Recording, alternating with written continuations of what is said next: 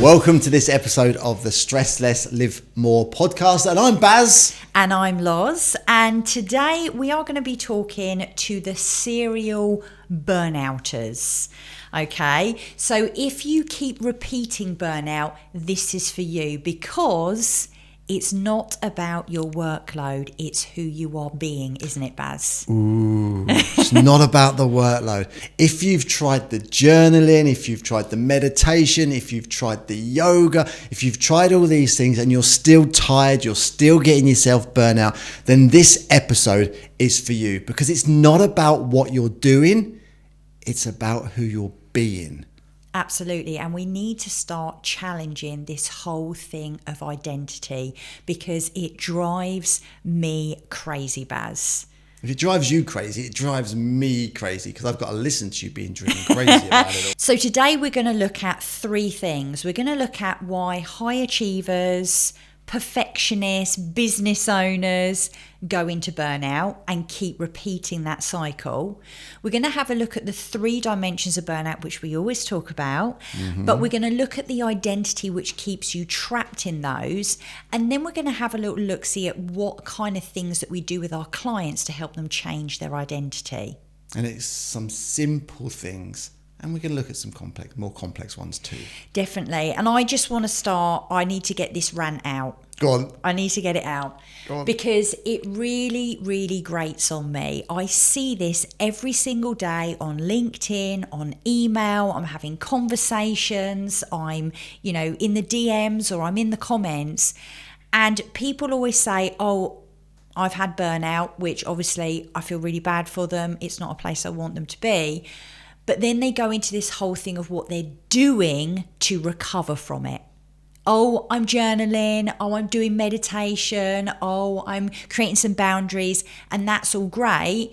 And I chat with them, and then maybe 6 months later or a year later, they're in the same position. And there's this one thing that's missing. And it is that they haven't challenged their identity, right? So what is the link, Loz, between someone's identity and them having burnout? What's that link between them two? Well, the thing is, they are having the same identity. They're running from the same identity that got them into burnout in the first place. So we're doing all the doing, but we're not changing the being and who we are, the root of it. And that's the thing that needs to change, because when you don't change that, you keep going into that burnout cycle. The way I see it is the doing, which are all great. Those things are amazing. The journaling is great. The yoga is brilliant stuff. The meditation, the journaling, everything is really good, but it's all external. Yeah. And if you want to change who you are and change those feelings that you're having and the way you're feeling, we've got to do the internal work. And that's the identity, is it? Looking at who you are and how you see these things. And I think that links really nicely Why, thank you. into the backstory of this. So let's look at why this is all going on. And then we'll get to the whole, 3 dimensions where you can start to, identify where you are, maybe, the pusher or the problem thinker, but we'll get to that in a second. So let's have a look at the backstory and where this all starts. So if you think about a lot of our clients, and maybe you think about yourself as well, if you are a business owner, if you are a professional, a high corporate role, or whatever it is, you got to think about what's got you there. And it's your attitude, isn't it? Which is a great thing. So maybe when you were younger, you got all the gold stars, right? Did you get gold stars, Barry, when you were younger? You only get gold stars if you go to lessons. So I didn't get many gold stars. You got top grades. Maybe you went to a really high performing school, maybe the grammar school or a boarding school, or maybe you were a champion in, sports and all that sort of stuff. Or you were told this, oh, you've done lots of work. You're a very good girl. I got told that a lot. You're a very good girl. No, mine was all about sports. Literally, football team, athletics, the motorbikes. That is where I got my achievements from the pushing. Academic size and the grades and stuff like that, Yeah, not so much.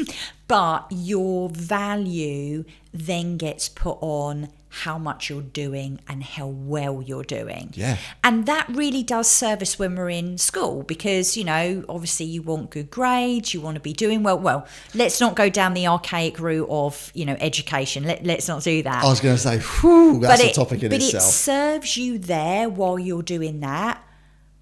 But when you then go out into the adult world and you become a business owner, you then put that same value of worth on doing.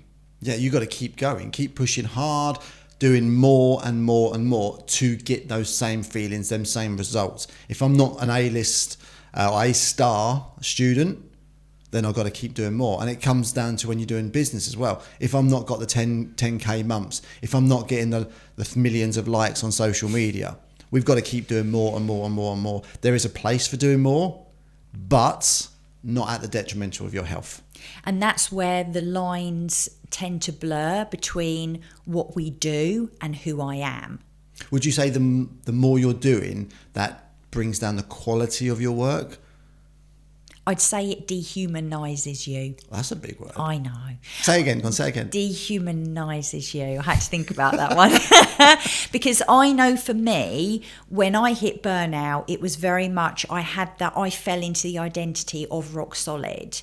And I put all of my worth and all of my success into that one thing. And because I have always been a high achiever, I am a perfectionist. I do like to be in control. I do want things to be right. Is that why you married me? And, you know, because I really do think that the more I do, the more I'm worth. Yeah. I put that into my business. And that's when I became one-dimensional, and that's when I started to lose my way. That's when I started to lose my identity, because I literally just pitted how successful I was how successful the business was. Does that make sense? 100%. Yeah. 100%. But they're two separate entities, aren't they? Our business and who you are as a person, two separate identities. And I think it's quite sad when we actually bring them together and we hold ourselves on the success of our business or the work that we're doing. Yeah, and then so when you hit burnout as somebody who identifies as an overachiever, perfectionist, control freak, you know, who I was. Control freak. Then you go, right, okay, I feel like I'm broken, which we all know we're not broken. I feel like there's a problem, so what do? I try to outthink it. Right, I try to outthink it. So that's when I go back into doing mode. But isn't that a human nature to try and outthink it? Because we are the apex species on this planet. We're going to try and outthink everything. But when we want to get better in our health and our wellness, we need to go back to our animal instincts, would you say? Rather than trying to outthink it and outdo it, we've got to go within ourselves. Yeah. They usually say the way out is within, don't they? Yeah. But the point I'm trying to make here, Baz, is that, you know, for somebody like myself or for somebody like this podcast is for, who are high achievers, who do get a lot of satisfaction and value by ticking things off, by, you know, actually creating to-do lists, that kind of stuff. Again, do the journaling, do the breath work, do the, cold plunges. And what happens is you start ticking those things and you get little dopamine hits because you're doing something, but you're still falling into that trap. Short-term fixes for long-term problems. Absolutely, because, and this is the big thing here, right? This is the big moment. You are still... I love the way you do sound effects. You are a human doing. You're not a human being. I'm going to rechange that. We are a human being. Yes. But don't be a human doing. Absolutely. And that's what we fall into, human doings.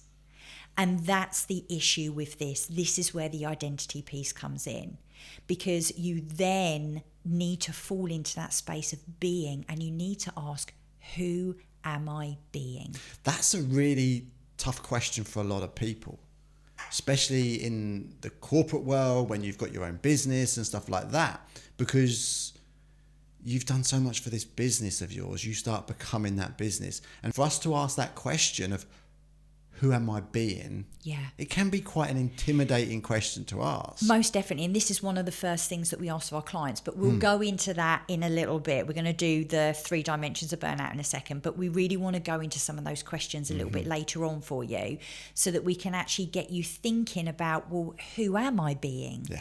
Like, am I being the overachiever, or am I actually, changing that identity and challenging that? Because until you do, you're going to keep in this cycle.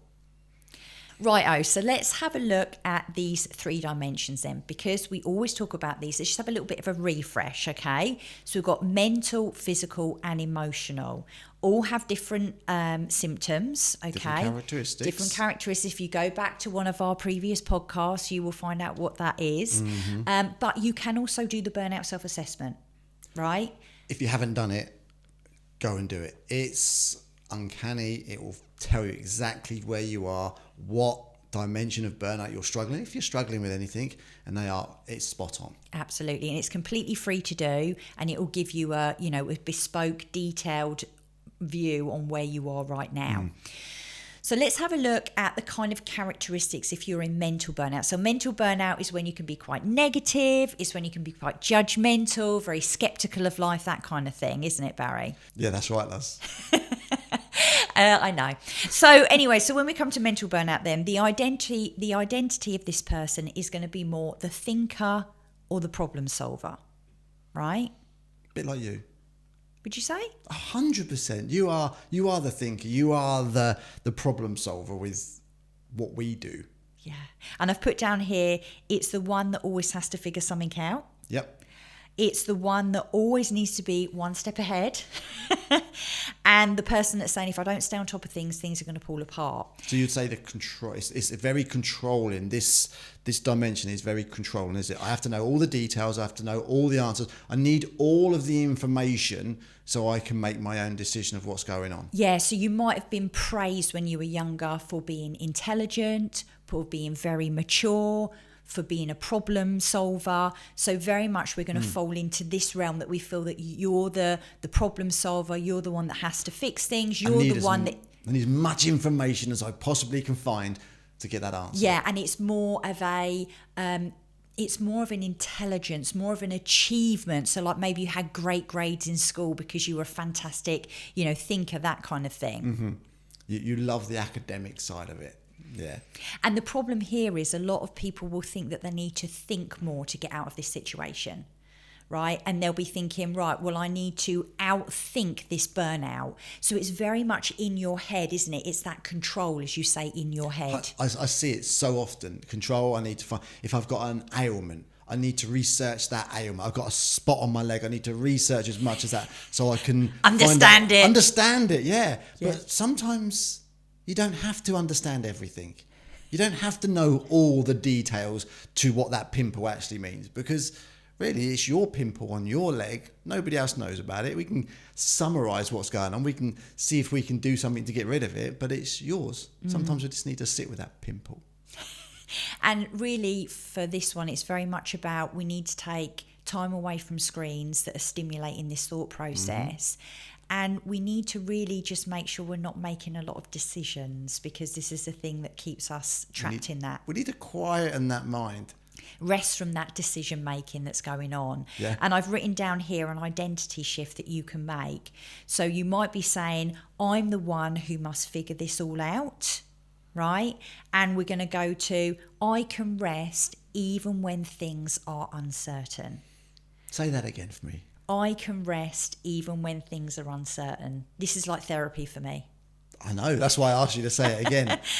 But another thing is, one big thing here is to say to yourself, I'm still valuable even though I don't have all the answers. We're never going to have all the answers in life. So if you are someone that is really identifying with this mental side, just saying that to yourself, that I'm still worthy even though I don't have all the answers, is really impactful, isn't it? 100% it is, 100%. And just saying that to yourself, Yeah. It allows you to breathe. Yeah. Because when we are searching, looking, finding everything we need to find, we are not breathing, we are not relaxing, we're not giving ourselves that space. And I spoke about it in many other podcasts that we need to find the space to find the answers. Yeah. It's not about the doing. And that brings us on to Physical. Yeah, exactly. So you remember physical burnout. I've got a song in my head. What song is it? Let's get physical, physical. I know it is. So the physical one is, again, where we're talking about that we are completely exhausted. We're going to be having signs and symptoms, headaches, upset stomach, skin complaints, all this kind of stuff, can't sleep at night. Pusher or the performer? Definitely. So you would have probably grown up in a very military background. Sports discipline like yourself, Barry? I think that's a better word to use. I'd say it's more of a disciplined background.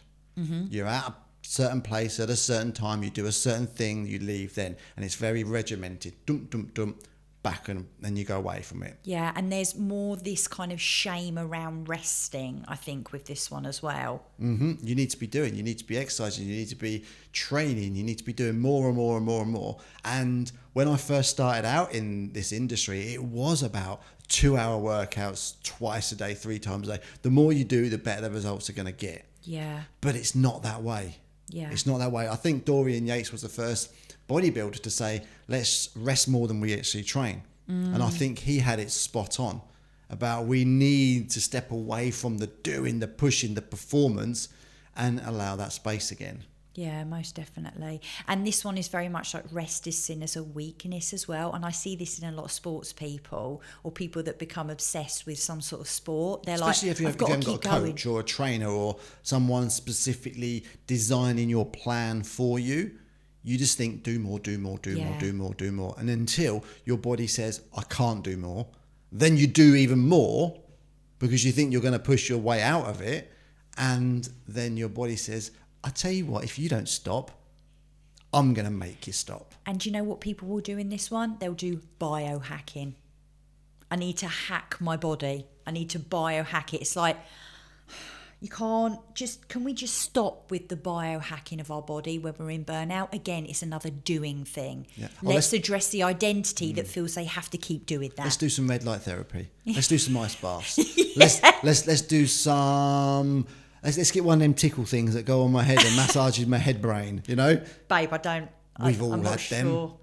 We got one at home. Just letting wire things you're putting in. Okay. I thought you were talking about something completely different, but let's not go there. Well, that's where your head was going. That's not for this podcast. So let's have a look at the identity shift then. So this one is maybe you are feeling and believing that you are only worthy when you're producing or performing or going 110%, right?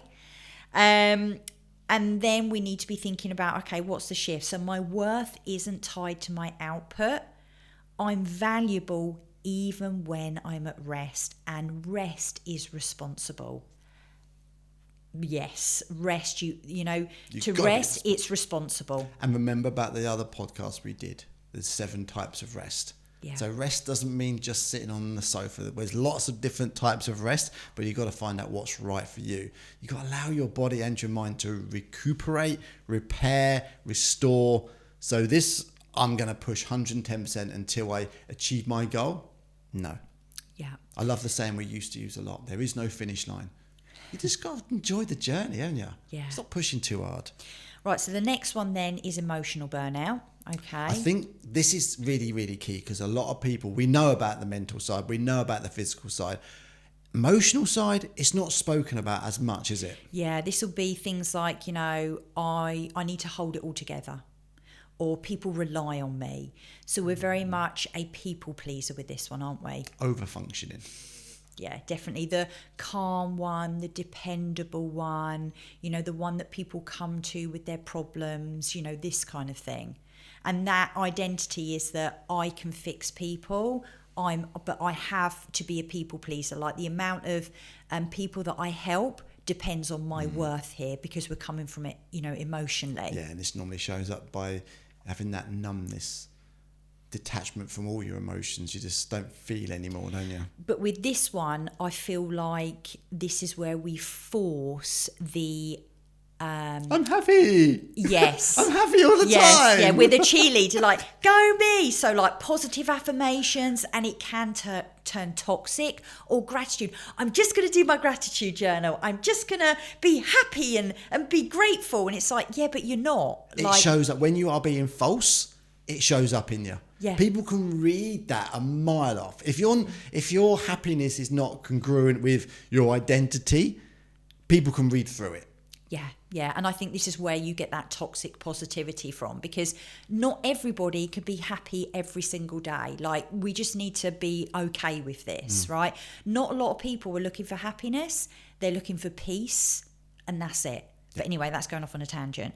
And you say I'm the one that goes off on a tangent. I know. Thank you very much. The identity shift one then. So you might be thinking, I'm only lovable when I'm strong, composed and available for others, right? But we need to shift that to say, I'm allowed to feel deeply. I'm allowed to be supported, and I'm still lovable when I have needs. And there's one thing that says here, I'm allowed to be supported, that I wrote down. Yeah. That's huge, because we feel when you are emotional, then that identity is connected to that you have to be the one to support other people. Yeah. No. Allow you to be supported so you can support others. It's a push-pull. Yeah. It's like, I don't think I'm going to shoot all this in, but I think it fits. It's like that. The scenario we heard at the weekend with the dog. If the dog doesn't let go of the ball, you can't play fetch with it. You can throw it one way and the dog will grab the ball, but they have to allow you to take the ball back so you can throw it again. And that creates that synergy, that circle of fetch, and we both been enjoying it. But if you don't allow someone in to help you out, you're not letting go of that ball. So it doesn't work, does it? No. Let's have a bit of a recap, because we've looked at the main problems that people would face in terms of their human doings, not human beings. And we're in this cycle of, I'm going to do my journaling, I'm going to be grateful, and I'm going to be this and that. I love the way you do the accent. Which is all brilliant, and I love it. But if you keep doing it, then obviously there's an issue. So we've looked at that. We get that, right? We've looked at the 3 different dimensions, and we've looked at, right, which one do you fall into, and what are the identities that you might be, doing there? So mental, trying to outthink it, trying to outsmart it because we're intelligent.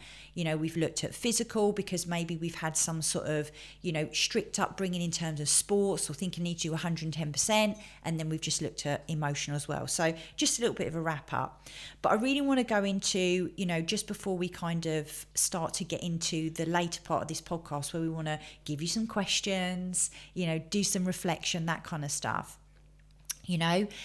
It's not about more tools. It's about you meeting yourself again as a person. And I just want to share a couple of things that we do with our clients and give them some questions that we use with our clients. How does that sound? Yes, Lozzie. I do as I'm told, Lozzie.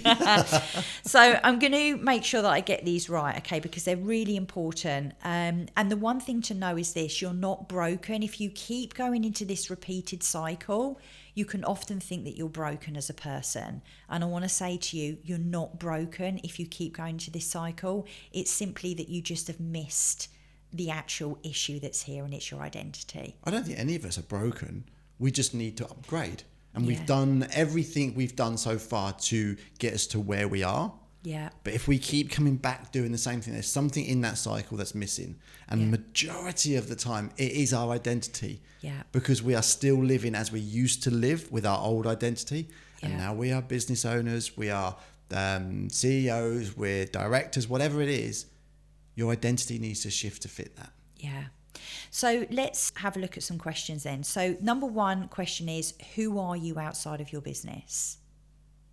Big question to ask, like who actually are you? Next one is, what did you stop doing that you used to love? And we find this a lot with our clients. Like, they used to love painting, or they used to love playing a sport, just for fun, or colouring in, or knitting, or stamp collecting, I don't know, whatever it is. Do you know what I mean? But it's like, exactly, what did you used to love to do before your business?